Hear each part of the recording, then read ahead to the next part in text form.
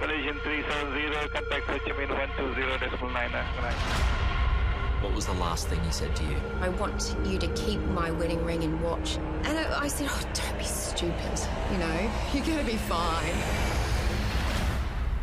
Sorry. Tonight, finally, the incredible truth of MH370. So do you know where it is? Yeah, I'll bet my house on it. Step by step. The whole rubber jungle comes down. Everybody's got a mask. The mystery decoded. You lose what's called useful consciousness. A significant height variation was recorded. Was that the moment we can assume that the passengers were killed? The experts and the shocking new evidence. Did they ever mention fire on board, hijack, terrorism? A revelation from a Prime Minister. I want to be absolutely crystal clear. That will send shockwaves around the world. It was understood at the highest levels that this was almost certainly. If that's true, then that would have to point to some kind of cover-up. A jaw-dropping bombshell. We also tracked down the mystery woman, a woman about 20 years his junior. Maybe he wasn't a good family man? 2 days before the flight, she sent him a message. For the first time, the government says it looked at all possible theories. Well, they haven't. The answer to the question. Where is the wreckage? The whole world is asking. This is a piece of a seat from the main cabin I'm holding right in my hands. Tonight, Malaysian 370.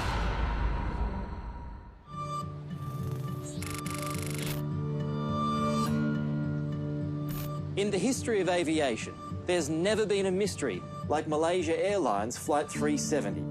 It's so significant that that flight number, MH370, is known by most people. It was a modern passenger aircraft that took off from this runway in Kuala Lumpur on the 8th of March 2014 and simply vanished from the radars with its pilots, its crew and its passengers on board. Even today, no one knows where it is, but much more is known about what happened, the alleged cover-ups, the investigative failures, and the possible motives of a pilot in command.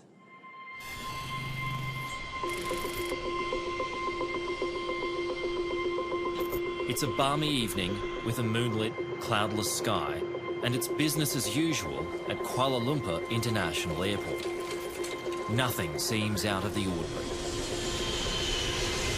Not the planes on the tarmac or the passengers in the terminal. Among those passing through security, Captain Zahari Ahmed Shah, followed by First Officer Farik Hamid, the pilots of MH370. One a junior, the other a veteran. He has been flying on 777 as a captain since 1998, and he has clocked well over 16,000 flight hours, so a very senior captain. Just after midnight, as this security vision shows, the last of the 227 passengers and 12 crew members board the Boeing 777. New Zealander Paul Weeks is among them. He's on his way to China for a new job in the copper mines. I know he sent an email to his brother saying he had taken a sleeping tablet and had some brandy in the business class lounge, and he was ready to just relax and sit back and have a nice sleep. It's the last time Paul or anyone else on board will ever be seen again. 370, 3 to right of takeoff. Nice.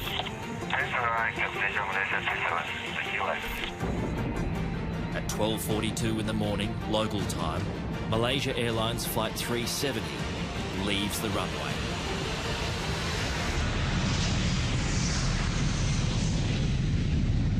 Weather conditions are fantastic. It's a really dark night, and it's about 1:15 in the morning. It flew absolutely normally for the first 40 minutes. There are a couple of interchanges about altitude, which are absolutely standard. Malaysian 370, Lumpur radar, good morning. Climb flight level 250. Morning, level 250, Malaysian 370. This was after midnight. Most people on board would have had their meal and be probably going to sleep. Malaysian 370, maintaining level 350. 370. Malaysian 370. To all appearances, quite normal to start off with, until they got to the border area between the airspace in Malaysia and Vietnam. 40 minutes into the flight, a whole lot of things happened in very rapid succession. It's now 1:19 in the morning. MH370 is about to cross from Malaysian to Vietnamese airspace, which means responsibility for the aircraft is handed over to air traffic controllers in Ho Chi Minh. But before it crosses from one air traffic sector to another, a final goodbye and some famous last words. Good night, Malaysian 370.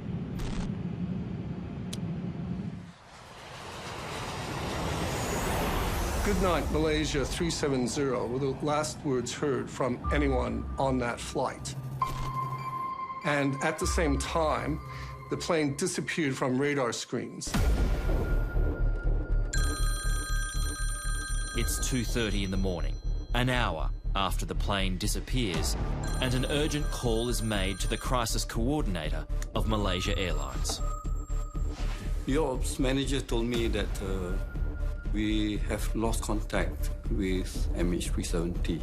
How are you feeling at that point? I felt that something is seriously wrong. So immediately I triggered a code red alert. Code red. Alert, yeah? Fuad Sharuji has worked for Malaysia Airlines for 43 years. An early morning phone call isn't unusual, but a lost plane certainly is. The aircraft was supposed to land in Beijing at 6:30 a.m. So were you still hoping that MH370 would still arrive in Beijing? Yes. 6:30 a.m. in Beijing, when the plane should have landed. Delayed, flashes on the arrivals board. Panic sets in. The last point of contact is over the South China Sea, so that's where a search is launched. That was the last known location, so our assumption is that the aircraft has probably gone down in South China Sea, and for whatever reasons that we cannot explain, we do not know. Fuad Sharuji's next task is the toughest of all, to find and tell family members the plane carrying their loved ones has vanished. We do not have the contacts of the families. So that was a challenge, a real challenge. No one in Australia gets the courtesy of a call from the airline. Danica Weeks is told by a reporter her husband is missing. I got a call from a lady in New Zealand and she asked for Paul. And I said, oh, no, sorry, look, he's on a plane to Beijing at the moment. And she said, so you don't know? And I said, well, no. And she goes, there's been an incident with the plane. Sorry. So obviously I just assumed it was a crash. I dropped the phone. All I remember is running into the backyard, screaming. Jeanette Maguire gets a dreadful call too about her sister Kathy and brother-in-law Bob. I hung up the phone and then my husband's asking me, what is it? And I couldn't talk. And I was just the TV, the news, and then it was all over the TV. Relatives are staying close to airports in Beijing and Kuala Lumpur, awaiting any word of what's happened to their loved ones. And they had the simulation of the flight on the screen. It was due to land in Beijing at 6:30 a.m. And my two boys were just looking at us like, what's going on? And I've said, that's Cat and Bob's flight. No news, no nothing, so still waiting. And I went outside to ring my sister Eileen. And as soon as I heard her voice, I lost it. I went from this very controlled person to, I was screaming, absolutely screaming into the phone. It's Saturday morning in Canberra, and reports of the missing plane are filtering through to our politicians. 239 lives feared lost, including 6 Australians. I think I probably heard it on the news like everyone else, first of all, and then my department certainly briefed me about what was happening.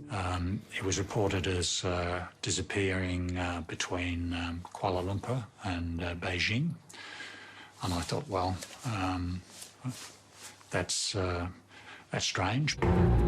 At first, the investigation is expected to be fairly routine.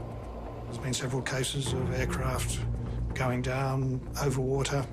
The most classic one was Air France 447 in the South Atlantic, and we assumed at that point, on the absence of any other information, that it was most likely that sort of event.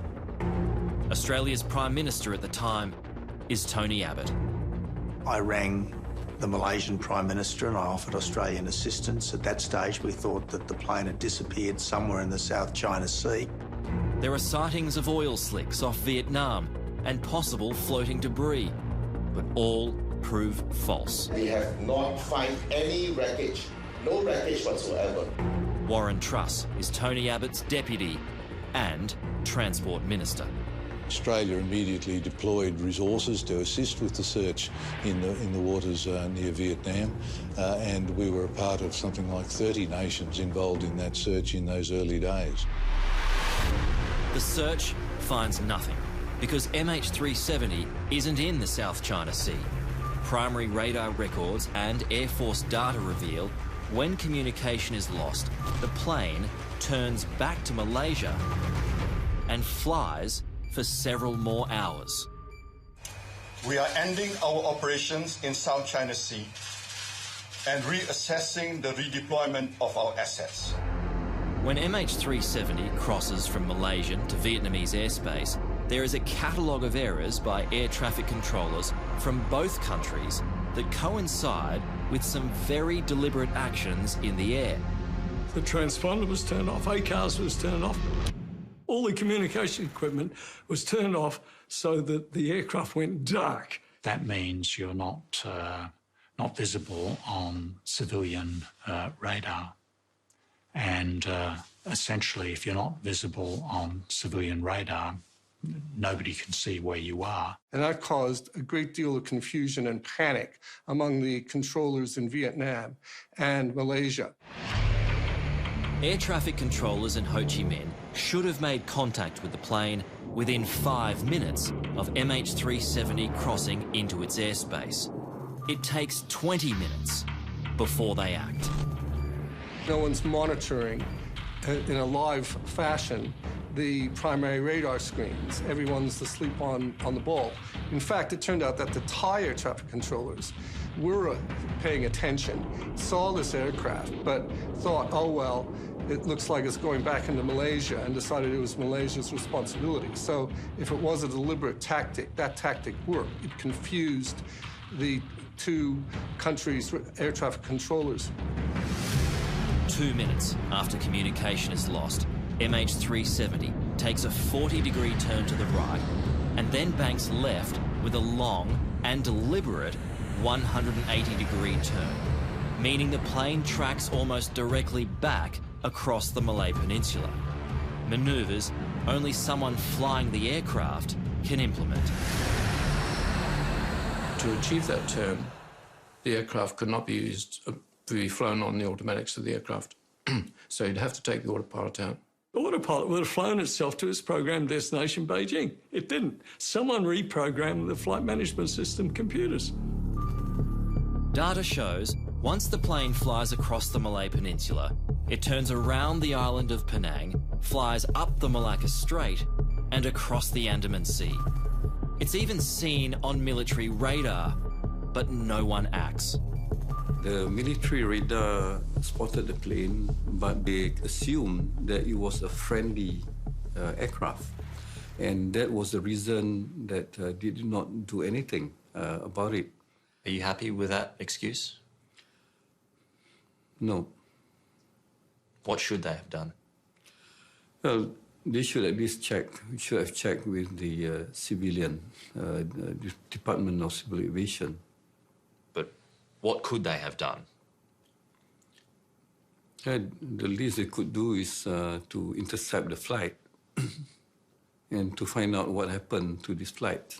If that was Australia, wouldn't you send a plane up? Isn't this odd? You have some plane which has no calling card flying through your airspace. If they had gone up, we wouldn't be living this nightmare. As the Malaysians lurch from one bungle to the next, MH370 continues on its journey to nowhere. I think the initial response by the Malaysian government was, shall we say, it took them a while to get organised. Are you suggesting that the Malaysians could have done better? Is that where some blame I think they could have done better. No, I think initially their coordination was lacking, and that's a fact of life. Did they stuff it up? Well, I think that's too strong, but there are certainly cultural issues that were associated with it all, and also, and I think this is a very, very important point, families wanted answers to questions, and no one had the answers.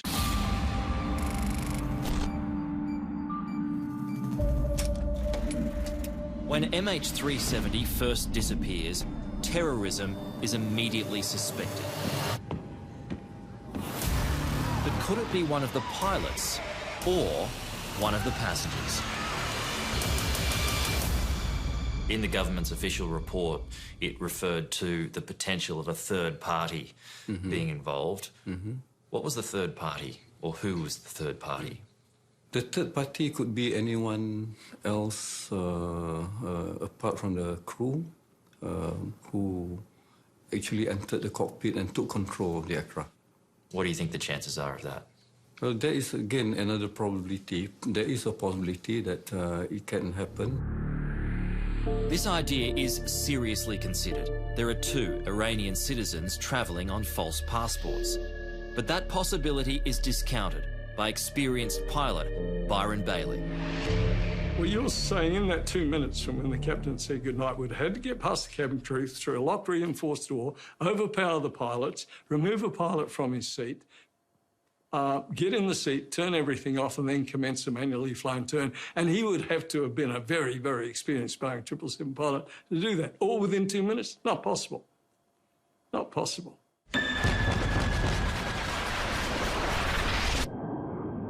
The 2 passengers are asylum seekers trying to get to Europe.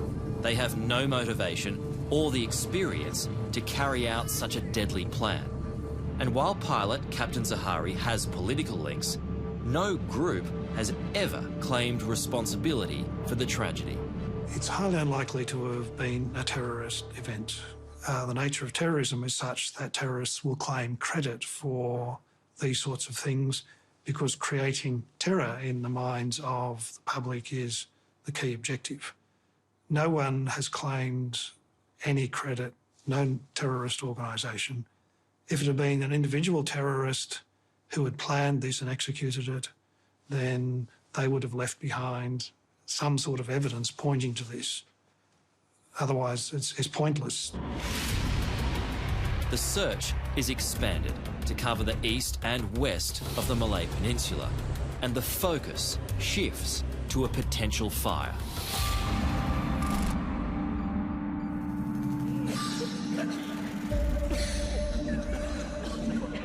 The second theory is that there was an onboard fire.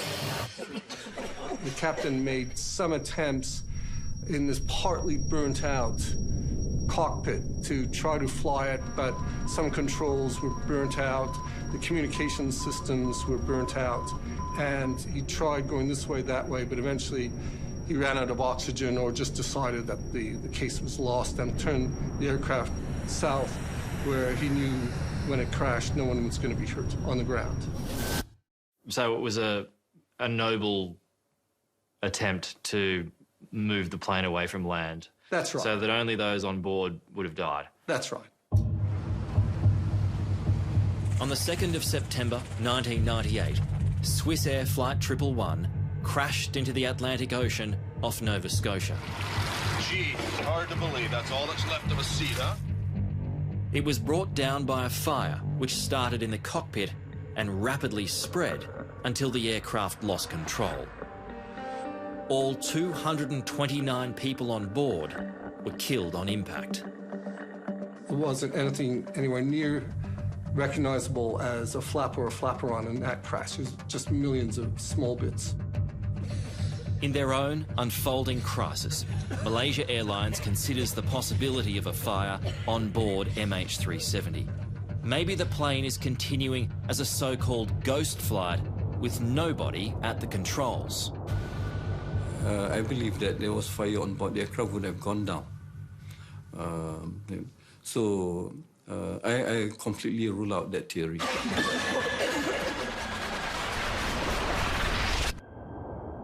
There's nothing in those accident-type scenarios, fire scenarios, that explains the observed flight path of the aircraft. So, the search continues with feverish speculation, wild accusations, and not one credible answer. There was no logical place it could have landed safely without people knowing about it, so I guess we assumed immediately that it was lost.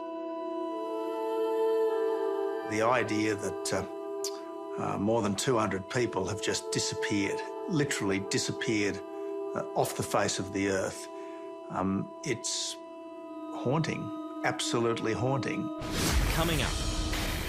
There is this system which not even pilots knew about. In this case, about every hour, there's a satellite handshake. The aircraft will send a signal to the satellite. I didn't know about that. He wouldn't have known about that. And no one would have known about that. What happened was the result of planned and deliberate action. It's very straightforward. You reach up and you press a button, then the plane will decompress, rendering everyone in the cabin unconscious.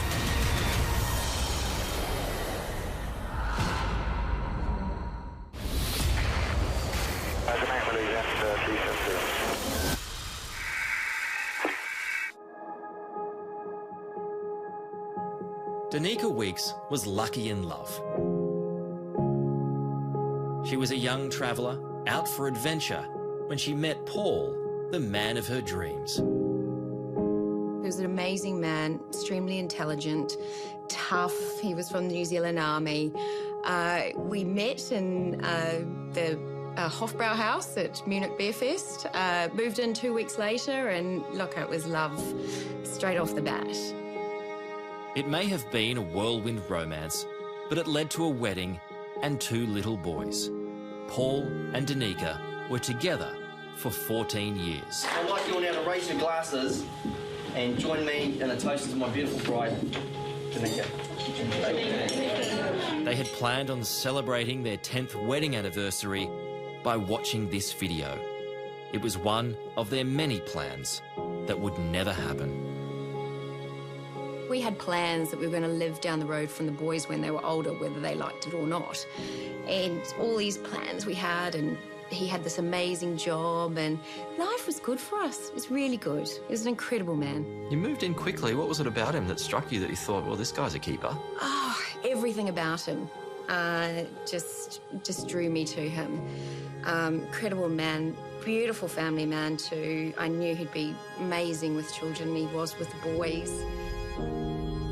Paul Weeks was on his way to China to work in the Rio Tinto copper mines in Mongolia after an induction course in Beijing. It was his first trip, and he was excited. This is Paul playing music with his young sons the day before he left.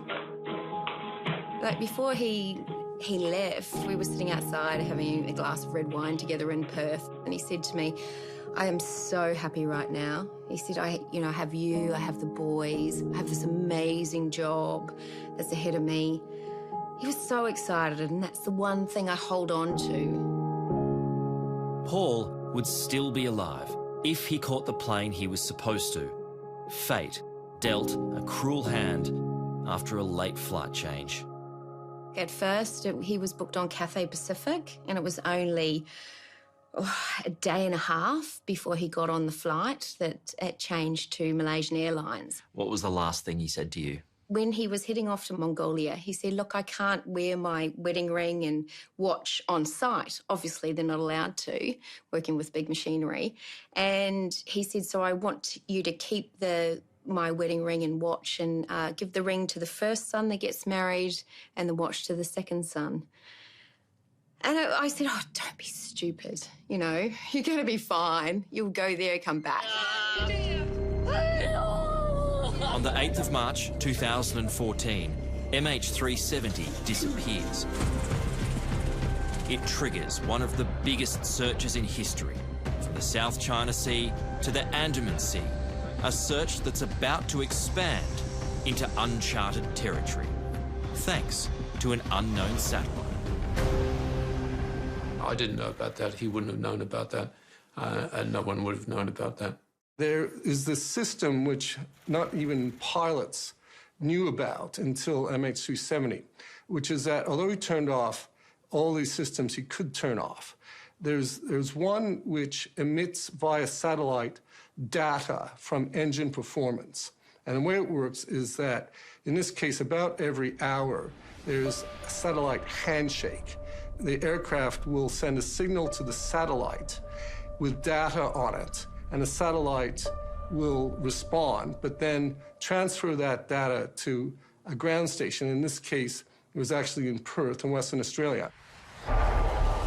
Every hour MH370 is flying, satellites pick up an automated ping from the engines. So the plane is clocked until one final handshake on what's known as the 7th arc. That 7th handshake produced a band, which is an arc, and that's where the science suggests the aircraft would be somewhere on that arc, but we don't know where on the arc. Data stops as the plane crosses the 7th arc, which means that's where MH370 ends its journey.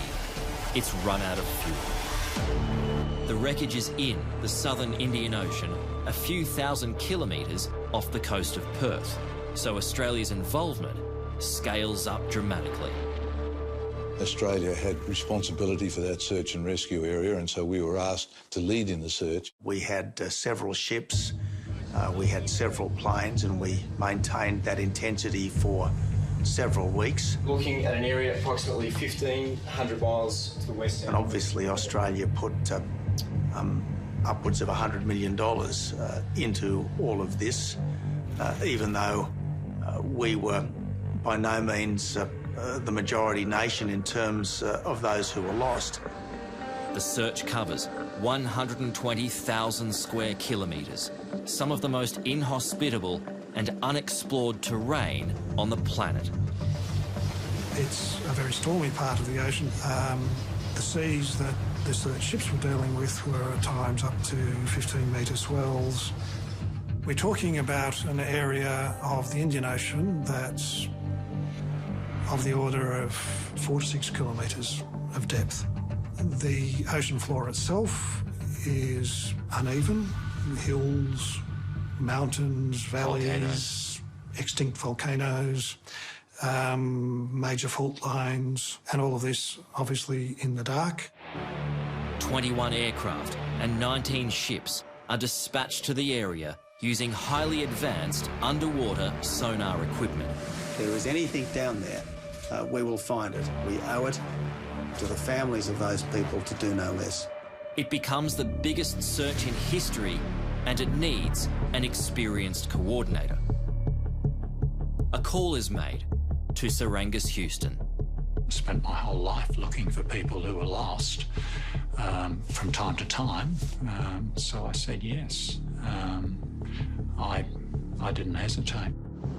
But the veteran military commander dampens expectations early.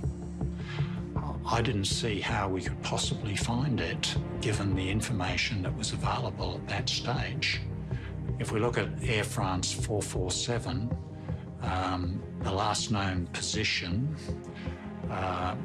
was basically precisely known, and it took them 22 months to find the aircraft. The biggest problem is time. 3 weeks have passed since the crash, meaning any remnants of the doomed flight have been swept away by currents. Vital clues lost to the vast southern Indian Ocean.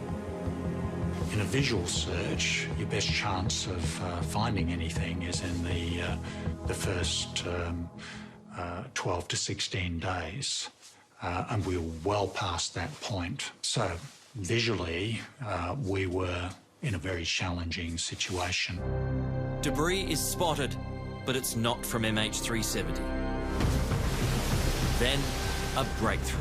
2 distinct pinger returns were audible. Significantly, this would be consistent with transmissions from both the flight data recorder and the cockpit voice recorder. It seems the mystery is finally solved. Yes, we became quite excited when they came up, most definitely. The ship's using the towed pinger locator. In coming days, Mini-subs are deployed to look for the wreckage, but nothing is found. The pings were false alarms. Again, promising leads take investigators nowhere. It's tiring and vexing work. We were really anxious to resolve this dreadful, dreadful mystery, and everything that turned up that looked like it might be a clue was a moment of excitement, and everything that turned out not to be a clue was a moment of disappointment and despondency. Here's this jet, one of the most reliable jets flying, 777. It disappears, and you have loved ones aboard. Well, what happened? Well, we don't know what happened. Where is it? We don't know where it is. We're searching. We're using everything that's available to us, but we can't find it. Throughout it all, the families ride every promising high and devastating low. You know, you can only process so much emotionally in that. And it destroyed me. I mean, not as much as the day of losing Paulie, but when he went first missing. But that hope, and then just to be dashed every time, it was just a roller coaster. By now, it's almost certain this is no accident. The innocent passengers and crew have no idea MH370 is the vessel of a sinister plan. What happened was the result of planned and deliberate action by someone who was familiar in detail with the operations of a 777 aircraft.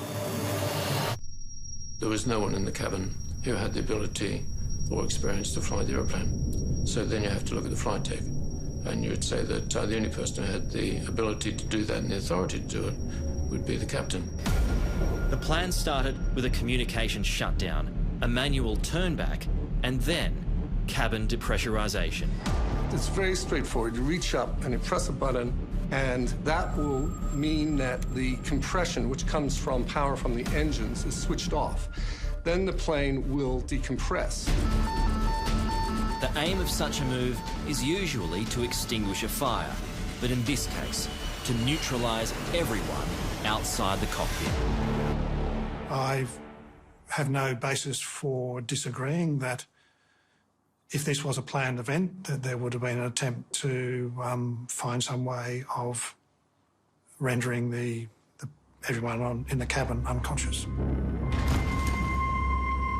The whole rubber jungle comes down. Everybody's got a mask, you know, and people are pulling it down, and people are making sure they're putting it on, a mask on their children, and so on. They're waiting for the cabin crew to actually sort of tell them what's going on.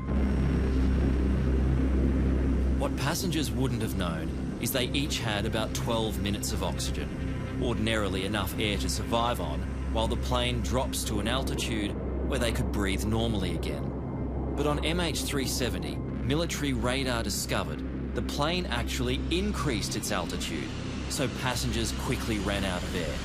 It's a theory that may explain why not a single text message or call was attempted. key to this is that it was about 18 minutes before the aircraft got back over Malaysian airspace, that's to say back into mobile range. And the suggestion there is that he timed it such that everybody would have run out of oxygen in the passenger cabin before it got back over land and into mobile range. And as a result of that, no one was able to make an SMS call or a telephone call. On the MH370 final report, it goes on to show that a significant height variation was recorded from over 31,000 feet to over 39,000 feet in the space of about 15 seconds. Was that the moment we can assume that the passengers were killed? You have to say that there's some doubt as to how reliable the assumptions about variation in height are. It's not to say it didn't happen, but the precision with which that's described, I think, is open to question. But if that did happen, the passengers would have all died from what's known as hypoxia. Hypoxia is a lack of oxygen in the blood, and one of the first things that gets affected is your brain. If you don't get your oxygen mask on in about 30 seconds, what happens is that you lose what's called useful consciousness, 30 seconds to a minute, but less if you're at higher altitude. And I've been hypoxic a few times, and you just feel lightheaded and euphoric. It's quite a pleasant feeling, and you eventually get sleepy and go unconscious. So, I guess, if there's any positive in all of this, it's the realisation that those passengers probably went out peacefully. I'd agree on that, and I have personal experience because when I was flying fighter aircraft, we used to go into a chamber and do hypoxia runs until you were unconscious, and it's so subtle you don't even realise you've gone unconscious. The pilots, however, have extra supplies of oxygen in the cockpit in case of emergency, so they can survive longer, which also supports the theory of a deliberate rapid decompression. Zahari's co-pilot on this flight was Farik Hamid. Hamid was a 27-year-old junior who was about to get married, but his involvement in any deadly plan has been all but ruled out. It's assumed he wasn't even in the cockpit. There's nothing in his background that suggests anything untoward, and to have sort of a pilot and a co-pilot both wanting to commit mass murder-suicide seems pretty unlikely. What do you suspect happened to the co-pilot? I think what he did beforehand, he wouldn't want any interference. He would have just sent him back to the cabin. The top of climb, which is generally a fairly quiet time, you just do a bit of paperwork, sort things out. He probably said to him, oh, go back, get a coffee, or could you go and get something from the cabin for me? And the co-pilot's under training. He would do exactly what the training captain would ask him to do. And once he's on the other side, just lock the door. This has happened before. On the 24th of March 2015, Andreas Lubitz brought down Germanwings Flight 9525 and crashed it into the French Alps. Lubitz, who suffered from depression, locked his co-pilot out of the cockpit before steering the plane into the mountains, killing all on board. Is this what happened to MH370? And after half an hour, he probably then thought, right, everyone's terminated down the back. He has taken out 238 problems. That's right. So he's flying a ghost flight pretty early on in the whole thing. There was something else brought up in the Malaysian investigation. 30 minutes after the original diversion, MH370 made a slight bank right as the plane flew over Penang, with, it's now presumed, 238 dead bodies on board. Once he hit landfall over the border, essentially, between Thailand and Malaysia, he then flew along the border, went past Penang, where he dipped his wing, and that was his hometown, by the way. Now, it's relevant that the captain was born in Penang and he was educated in Penang. And you say, well, this is not a coincidence. It's a little bit more than a coincidence. And this is my last time I'm going to see it. And it's like returning to a degree from where you came from. So it's almost as if it was a... Yes, exactly. Final farewell. Yeah. And a signal from the co-pilot's mobile phone was detected by a telecommunications tower when the aircraft was south of Penang. But there was no record of any call made. And so the question is, he would have turned his phone off like everybody else. So why did he turn it back on? And the question is whether or not he tried to maybe turn it back on to make a call, but like everybody else, passed out from hypoxia before he got back over mobile coverage. But despite what seems like a compelling case, none of the relatives of lost family members see it that way. Do you feel anger towards the pilot? No. Why not? Because I don't know he did it. I can't lay blame until I know the truth. Even though a lot of evidence supports the theory that it was the pilot? Correct. I can't do it. I can't lay blame where I don't know the fact. I was always taught in my upbringing not to lay blame until you have the truth. And I don't think it's fair to crucify him and his family without the truth. What do you think happened? Look, I believe there was a mechanical failure with the plane. The pilot attempted to turn it round. They all hypoxia took over and it just flew on autopilot for the next 7.5 hours. Do you ever think about what those last moments must have been like for them? I try and make them pleasant. Part of the counselling that we did was to come to your own ending, make up your own story that you want to live with. Mine was they've gone to sleep and they've not known about anything.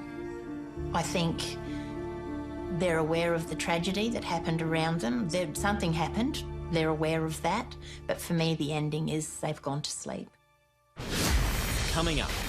When the flaperon was found, how did you digest that news? I was relieved that they'd found something, that, okay, we're on the way to find them now. We're nearly 6 years on, and the wreckage still hasn't been found. I'm not surprised. We're looking for a needle in a haystack. We're not quite sure which haystack to look at. I don't think anyone should rest until we have found those people.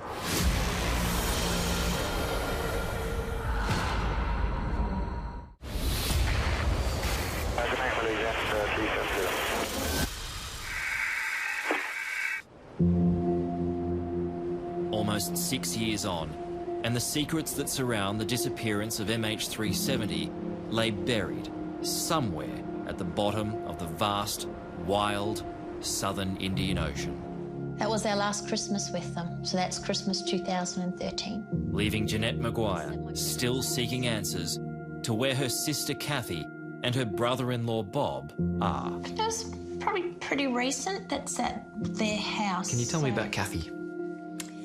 Big sister, very loving, caring, naughty, liked to have a joke, a good laugh. And Bob? Same. He was, have a chat, Bob. True Australian, had some great Australian slang sentences, let alone words. Everything was as sweet as. You know, loved beer, loved wine. Kathy and Bob Lawton had just started their dream holiday. They wanted to experience Malaysia, Hong Kong, Vietnam, and they'd never been to China, so they tacked it onto their itinerary. So they went to Kuala Lumpur they were there 4 days, and that's where they caught the flight for MH370. So a 5-week trip, they got 4 days of holidays. Loved ones of those on board are enduring an agonising wait at Beijing Airport. It's shaping up as the worst aviation disaster in almost 4 years. What is it like to experience death of someone so close to you, yet there's no body, there's no evidence of someone dying? I've lost some really, really close people to me. I've lost people through illness, age. I've lost my closest friend through suicide. I've lost family members from suicide. They're all really hard to deal with.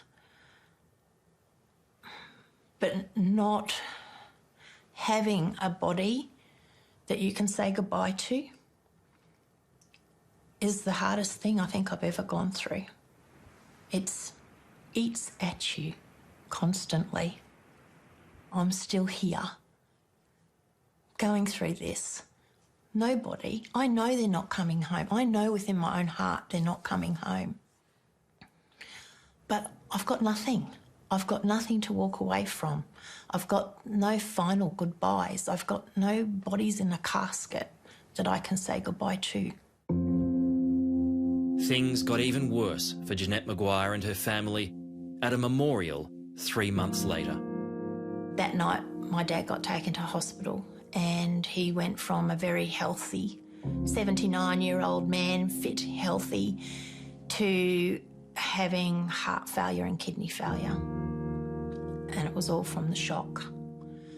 And we were very close to losing him. And I prayed like crazy, and I just went outside, and as I do, I reach up at the stars or the sky, and I said, don't you dare.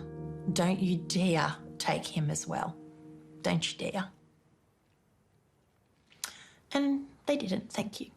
I gave up work 3 months after March 8th, thinking they're going to find the plane. I'm going to know what's happened. You know, I'll have my memorial, or Paul will come home and I'll be back to work again. I'll get back to work and whatever. That was September 2014. And still don't know. Still back at March 8th. And it's the same for all of us because we're still stuck. Because there was no wreckage, there was always hope, no matter how slim, that somehow the victims might still be alive. But that hope was crushed in July 2015 when the first piece of the plane was found. It's clearly from an aircraft. And it washed up on Reunion Island, east of Madagascar, weathered and coated in barnacles. I was relieved that they had found something. That the proof is they're not coming home, as sad as that is. But it was a relief that, okay, we're on the way to find them now.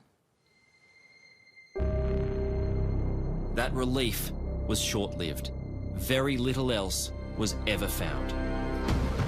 On the 17th of January 2017, 1,046 days after MH370 went missing, the search was called off. This has been an extraordinary search effort, and it's been in some of the most inhospitable oceans in the world. Not one piece of debris was found inside the search zone. I'm not surprised. The Chief of Air Force at the time said, we're looking for a needle in a haystack. We're not quite sure which haystack to look at. The agony of the unknown would go on. I spent 2.5 years of my life working on this, and when you put that amount of attention, effort, emotional connection, working with the families, all of that, huge disappointment. Kathy, Bob and Paul still remain lost at sea. And for those who survive them, pain is never far from the surface. Every morning I go out and I look up at the sky. I've done this from day one. And I always say, where are you, Kath? Where are you, Bob? Is today the day we're going to find you? And particularly this was paramount when the search was still happening. I still do this today because I know that they want to come home. I know they don't want to be where they are. They're family people and they want their family to find them. I don't think anyone should rest until we have found that aircraft and those people. tomorrow night. Tanika, I'll start with you. Just a big smile on your face now. Yeah. I'm like the luckiest and the unluckiest and the luckiest woman again. To find love. The explosive new evidence that will change everything you thought you knew about MH370. So do you know where it is? Yeah, I'll bet my house on it. We know where it is. We've always known where it is. Find out what went wrong and make sure it doesn't happen again. A revelation from a Prime Minister. I want to be absolutely crystal clear. That will send shockwaves around the world. It was understood at the highest levels that this was almost certainly. What did Canberra really know? So you were told about that? If that's true, then that would have to point to some kind of cover-up. And the pilot bombshell.